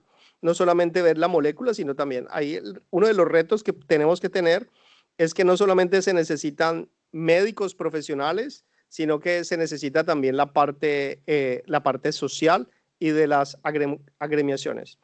Entonces son enfermedades que vemos nosotros en cantidad, digamos, más allá de lo esperado y se denominan clúster. Y lo de clúster es que ahora no solamente nos quedamos en la clínica, sino que vamos a las comunidades indígenas y a las comunidades del Pacífico colombiano. Ya por seguridad o por el clima nos han cancelado visitas, pero lo que tratamos de hacer por toda la costa pacífica es ir a buscar a diferentes poblaciones y hemos encontrado un grupo de clústeres de condiciones genéticas y poder establecer cosas como, por ejemplo, pensar que una enfermedad que se presentó hace 2000 años puede estar presente. Esa fue una tesis doctoral. Esta es como la primera parte, no hemos publicado la segunda parte, pero demostramos de que venía de genes indígenas. Habíamos hecho algo a través de Face2Gene, hicimos algunos trabajos esperamos publicarlo pronto con Neus y con Xavi, lo que teníamos de Morquio. Esta era una presentación modificada, pero también vamos a otras comunidades. Esta simplemente es como una enfermedad que se llama encefalopatía epiléptica infantil y estaba un gen, GLDC, es un gen que está en una población que se llama Mariña Santorio Granada y resulta que son genes judíos sefardíes y cuando hacemos los estudios de ancestría, pues obviamente vienen de acá. Ese es en comunidades paisas, diferentes patologías, comenzamos a agruparlos, esperamos también hacer ese tipo de caracterización morfológica. Esto lo paso. Y lo de ancestría, pues obviamente en el Pacífico se pobló principalmente había nativos americanos, los esclavos se escapaban por su anemia de célula falciforme, por su ApoL1, se iban para el Pacífico Y podemos encontrar, digamos, que tenemos genes europeos, nativos americanos, genes africanos en general. Entonces, por ejemplo, el Cauca es una zona que es 80% indígena, encontramos genes nativos americanos, Tumaco, que es afro, genes africanos, y Pereira, que es una población paisa o de judíos conversos, judíos sefardíes, genes europeos, especialmente de acá de España. Hay otros sitios que no hemos podido llegar por seguridad. Nosotros hacemos contactos con las poblaciones. Colombia en general es muy seguro, pero hay unas zonas como este sitio de que toca que pedir permiso, tanto a la fuerza pública como a otras fuerzas. Pero hemos encontrado clúster, traemos a los pacientes a nuestra institución para poderlos diagnosticar, y el panorama en esas poblaciones son de riberas, de ríos, donde es muy difícil llegar, y es. En el Cauca, con la doctora Amparo Costa, fuimos también alguna vez con Neus y con Mats, también representaciones cerámicas de una enfermedad que llamamos mucopolisacaridosis tipo 6, donde se presentó la mayor prevalencia de esta condición, de los sitios donde mayor prevalencia en el mundo. La caracterización molecular, la primera publicación que aparece, nosotros en ese momento estamos haciendo la ancestría, la parte genómica, pero la identificación del clúster inicial, o al menos de la mutación, fue con el grupo del doctor Carracedo y la doctora Acosta. Ahora lo que estamos tratando de hacer con estas comunidades indígenas es hacer tamizaje genómico, pero digamos las comunidades indígenas son muy reacias a hacer estudios. Otro efecto fundador europeo es una población cerca a Cali, que es Ricaute, con el grupo de la Universidad del Valle. Nosotros hicimos la parte de ancestría. Ellos han trabajado 20 o 30 años, el grupo del doctor Saldarriaga y el doctor Ramírez. Y también pues hemos ayudado a identificar genes que se parecerían que no existiera la causa.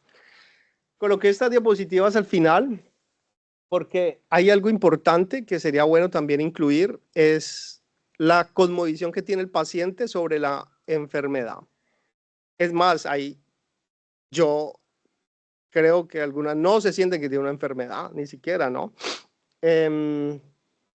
Y hay situaciones que pueden pasar desapercibidas, como la situación del cuidador, el bullying. Entonces nosotros en Morquio, que hemos trabajado mucho en Morquio, por ejemplo, el principal cuidador, preguntamos, bueno, ¿quién es el principal cuidador? La madre, 66%, padre y madre 11%. Generalmente uno de los padres abandona para poderse al cuidado y coloco Morquio porque tiene coeficiente intelectual generalmente y tiene una discapacidad esquelética, una displasia esquelética, entonces es como parecido a la situación que puede vivir una paciente con síndrome de Turner. Las situaciones laborales, que también son bastante importantes, comenzábamos a preguntarle, bueno, ¿cuáles son las dificultades que tienen? Y uno de los principales problemas es el transporte. El hecho de cómo llegar hasta, no me acuerdo qué piso es, pero cómo llegar en algunos casos, ahorita una de las pacientes con síndrome de Morquio, Laura, me tocó que ir al colegio a decir, bueno, las clases las recibió en un segundo piso, a ella la tenían que cargar, llevarla al segundo piso, y ella se quedaba todo el día allá. Cuando está en el recreo o en un descanso, todos bajaban y ella se quedaba. ¿Y cómo convencer a las autoridades de que, bueno, pues cambien la clase para allá o coloquen un ascensor? Entonces, ese tipo de situaciones. Por ejemplo, Laura entró a estudiar a la universidad, nos tocó que cambiar literal muchos baños o varios baños para poder, porque no está pensado, más en Colombia que acá, no está pensado para las personas que tienen algún grado de discapacidad. Muchos de nuestros pacientes con coeficiente intelectual normal no se escolarizaban, es una de las dificultades. 60% reportaron haber sido de bullying. En las entrevistas, pues yo no solamente pregunto la parte clínica, sino también me gusta entender la cosmovisión. Varias de las personas que estuvieron han sufrido de bullying o de discriminación, ¿ya? el 60% reportaba haber sido víctimas de bullying. El ciberbullying, por ejemplo, no lo tenían mis pacientes a raíz de una actividad que hicimos porque no tenían Facebook, no querían tener Facebook, no querían tener Instagram ni TikTok. Hoy día ya esas situaciones han mejorado. Cuando comenzamos a hacer las entrevistas, también las dificultades que tenían era la plata. Pues si mi padre dejó de trabajar, mi madre dejó de trabajar, pues menos ingresos. Entonces, ese tipo de situaciones también pueden ser bastante importantes. Creamos una cartilla de prevención del bullying. La Secretaría de Salud Pública Municipal, o sea, el municipio, en este caso, digamos, la ciudad de Barcelona, no tenía cómo atender los pacientes con bullying e intimidación escolar. Nosotros le creamos una ruta de prevención del bullying e intimidación escolar, que la cogieron como de ellos, y eso nos dio, o sea, yo creo que este resultado para mí es muchísimo mejor que 50 o 100 publicaciones que hemos tenido, porque esto le ha permitido a mucha gente poder acceder a una ruta de prevención también de suicidio. Y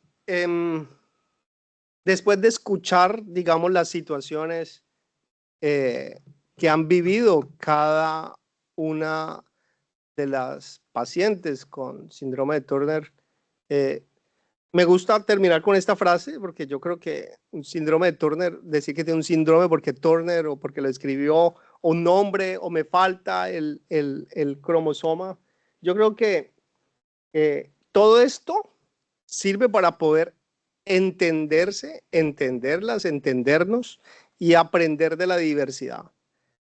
Yo estoy seguro que ninguno no tiene una enfermedad genética.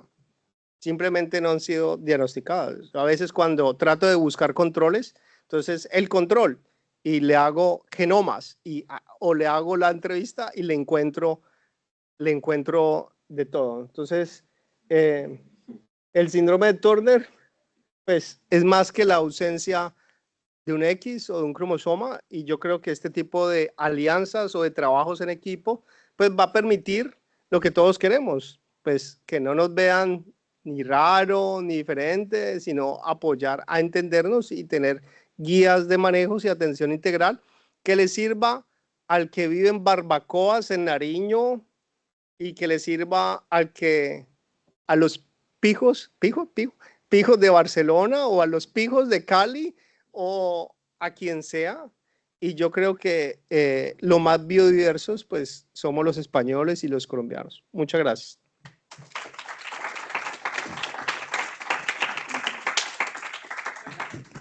Muchas gracias, Harry. Tengo que decir que Harry ha aprendido la palabra pijo y le ha gustado mucho, le ha encantado. Bueno, yo creo que aquí vamos a formar parte todos de la comunidad biodiversa pijos y otras tipologías. Harry, muchas gracias. Mirad, vamos un pelín cortos de tiempo. Si hay alguna pregunta para Harry, si no, como tenemos preparado unas bebidas y un poco de merienda. Vale, pues me he dejado las gafas.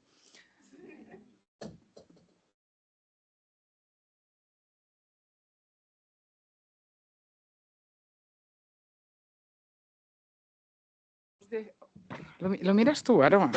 Vale, os decía que podemos departir, hablar, preguntar con cualquiera de nosotros ahora mientras nos tomamos un zumo y un poco de merienda. ¿Os parece bien?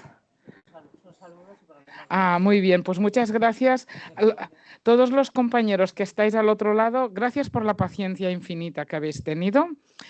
Nos encantaría compartir con vosotros una merienda, va a tener que ser virtual, los de aquí de la sala la vamos a tomar presencial, y nos emplazamos pues a una futura o a otra reunión. Y ha habido un momento en que os escuchaba a vosotros los más juniors, y tenéis una fuerza y unas ganas de trabajar y una cantidad de cerebro muy bien amueblado, si me dejáis que lo diga así informalmente, que por un momento estábamos en un congreso. Estaban presentando resultados como los que vemos cuando vamos a congresos, y algunos yo creo que incluso mejores. Bueno, es que os quiero mucho. Y nada, pues que habéis elevado el nivel de divulgación, pero también a un nivel científico muy alto, y daros las gracias. Y a los que participáis aquí, que estáis con nosotros, gracias, porque es que sin vosotros nada tendría sentido. Pues nos vamos al otro edificio y hablamos un rato y nos comentamos lo que os ha parecido, o también, sobre todo, si tenéis ideas, sugerencias de futuro, de investigaciones, de preguntas, etcétera. ¿Vale? Pues muchas gracias.